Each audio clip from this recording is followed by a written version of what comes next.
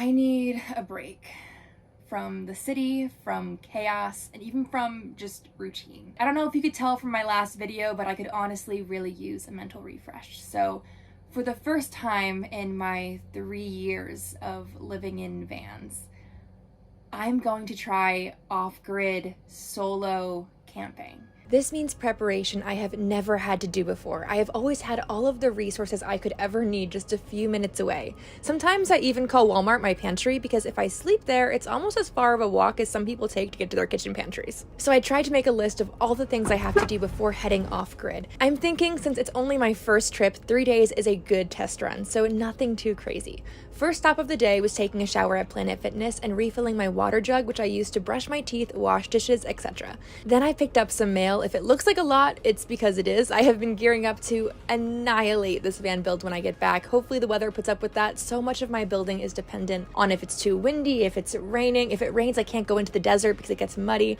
And I'm just so ready to get this thing built out. After that, I filled up my gas tank, which reminded me why I prefer traveling in the city, as it takes up much less gas and miles on my vehicle, and a reminder of why I'm leaving Vegas for the next part of this build, because it has gotten out of control expensive here. People tell me all the time I should just live out in the middle of nowhere, but I don't think they account for the price of gas to get there and back. I have to shower, I need groceries, I have to pick up packages for the van build. Alright, so my last stop was to the grocery store for food, and then I hit the road. So today we're headed to a hot springs in California. This place isn't in the middle of nowhere per se. There's not really internet signal. There's enough that I can send a text if I need like an SOS, so I feel a little bit safer, but there's not enough to scroll. So I feel really good about getting a mental refresh here. I chose this spot for my first solo adventure off-grid because I've been here before with friends and camped overnight, so it felt like a good place to test the waters and be brave because I know it's safe and I've been here a few times before. All right, so I just turned off all notifications on my phone, put it on Do Not Disturb so the mental refresh weekend can begin, and I feel really good about it. And it's a little bit more busy here than I thought it would be, but I'm sure as it gets darker it'll clear out more.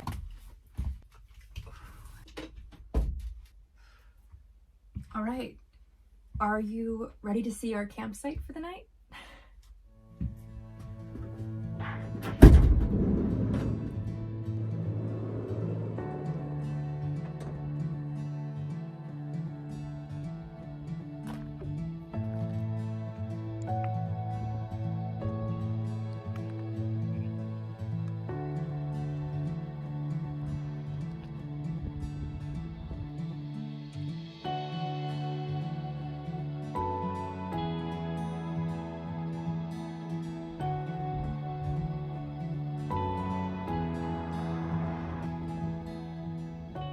I'm gonna go to the hot springs tomorrow morning, and I'm gonna ride my bike tomorrow afternoon. I'm just not a big fan of doing things after dark, and it's almost sunset now, so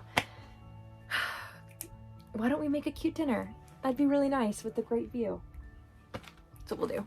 So earlier this month, I got this Bogie RV fridge, which was so exciting. I have not had a fridge in almost 3 months. So the last thing that I did prepare for this trip was to go grocery shopping for refrigerated foods, which is something I haven't been able to do since I sold my last van. Honestly, I felt like a little kid in Disneyland with how the options were just open again. So many foods that I have loved and not been able to have for so long. I am so tired of eating dry foods or canned foods or boxed foods. Or if I did get refrigerated foods, I'd have to speed eat it the next hour because I'd have nowhere to put it. This fridge is going to change every day living in my van, and my body is already feeling healthier and better just in the few weeks I've had it. Having a fridge in your build is a game changer for sure. Even if you're just a weekender, it will completely change your options, and the better food you fuel your body with, the more energy you will have to go on all these adventures you plan, like hiking and biking. Once my van is fully built, my mom will actually be using this fridge with an Anchor battery to keep her food in her car for hikes and soccer tournaments, to have cold water and snacks on hot days. And so I am so thankful for the sponsor of today's video. This is Bogie RV's CR Colorful Fridge. It came in 3 color options, and I obviously had to choose pink since it matches the current van's aesthetic. And now in my van, I have real food for the first time in what feels like forever. I can genuinely feel my body having more energy since I stopped eating out and having real food again. Fruits, yogurt, granola, power foods that honestly I didn't realize how much of an impact poor eating decisions were having on my day until I started making healthier choices. And it feels like a weight off my shoulders. shoulders. So again, I am very thankful for having this fridge in my van. It actually pulls a surprisingly efficient and low amount of energy. It has become one of my most important everyday items in my van. For a portable van fridge with an efficient battery, it is genuinely a really good price. For example, the fridge in my last van was $1,000 and fit 50 cans. This fridge is currently on sale for $187 and holds 32 cans. So I could buy like 5 of my previous fridge for one of these. I'm using this fridge for a little bit now. It's actually plugged into my Red Arc battery system, and it pulls on average about 1.4. Right now the heater's on, so between the heater and this, it's pulling 3.6 amps. My only issue with this being here is that it's on my heated floor, and so it's having to use more power to combat the fact that my floor goes up to like 70, 80 degrees at night.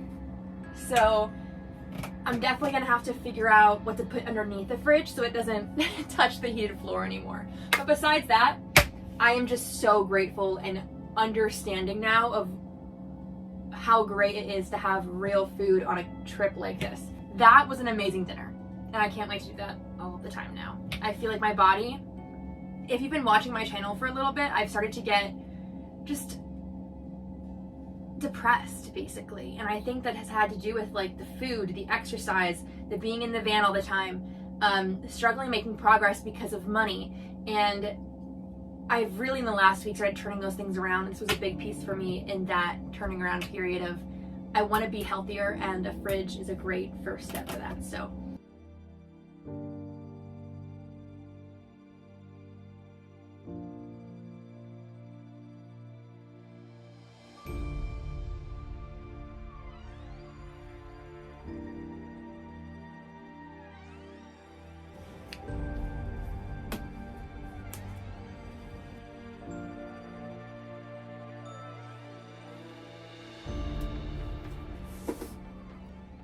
here we go, my very first night solo camping off-grid. Alone. It already feels so much more peaceful. I have been out places like this, but I've been with someone else before. I've always been with like a friend, so I felt a little safer having someone else as I'm saying, I feel it was just something falling from the front seat. But my whole body jerked. I was gonna say I was feeling really confident. I thought I was. Anyway, when I'm usually in a place like this, I'm with a friend of mine where I know there's someone seconds away. But I added a lot of security this time around, and I added a lot of things that I feel like I'm ready for the worst case scenario, but I'm also confident the worst case scenario isn't going to happen. So I feel good. Ignore the jump scare I just had. It's gonna be a good night, but I'll give you the full review in the morning. These are some of my favorite kinds of days. The days where you wake up at 4 or 5 a.m. And not the ones where you have some important work meeting you need to get up for, or some monotonous routine to follow and you roll over and you hit snooze 5 times, but the ones where you wake up before the alarm even goes off and you're already out of bed, just feeling the rush of excitement for the adventure of the day, the unknowns, but also the anticipation of this thing you've been imagining doing for so long, and everything just feels internally right because today is the day. I lost it. Okay, one more try. Traveling like this always makes me feel closest to myself. It refreshes my soul from the chaos and the scrolling and work and just heaviness of life. I really value this time I get to have with myself. Honestly though, last night I did not sleep very well out here. Maybe it was a little bit of the nerves, but also the car was on a pretty big slant, which I'm not used to having to think about when I'm in the city. And even though there weren't too many, every car that drove by really shook the van. It usually isn't so bad when the van is built out because it has more to stabilize it, but with no weight up top of cabinets and drawers, etc., every car that goes by and everything just shakes, and that includes me in my sleep. So I just kept waking up. And the reason that I got up so early for this hot springs is because they're just so much more peaceful and serene at sunrise. However, I have never been lucky enough to be the only one here. There's always a group or someone else in the small lakes. However, today was my lucky day.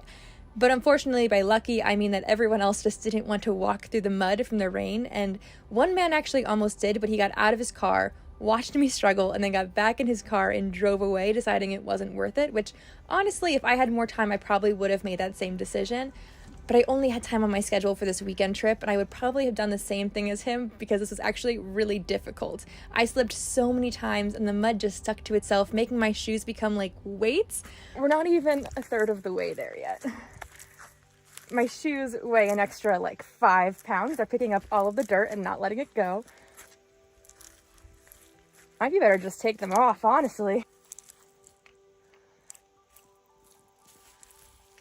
Oh God. Oh God. Okay, well now it's not a choice anymore. Oh God. Oh. Yep. You know what? Fine. Stay.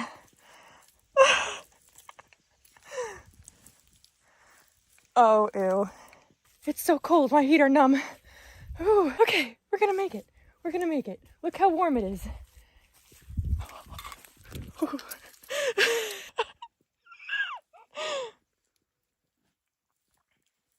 Oh God.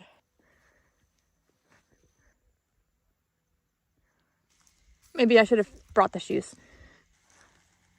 Oh, ow.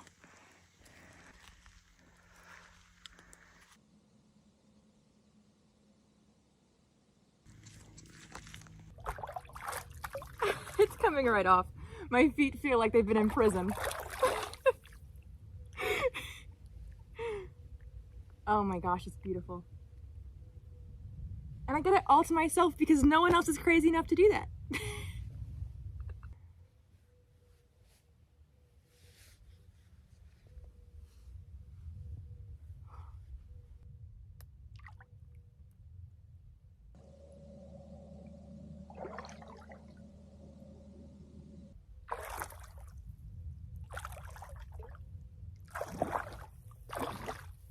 I forgot a hair tie. Well, there's no way I'm going back now. This is what we get. The water is so warm, and it's just such a beautiful morning with the sunrise. And usually when I'm here, there's a lot of people chatting, and there's no one else here because of the mud. And so it's one of those things where it's like, maybe it was a bad thing. It wasn't a fun thing to walk through, but there was definitely perks to it in the end. And it's just so relaxing to be out here in the silence in the morning and have it all to myself with the sunrise. It looks more like that.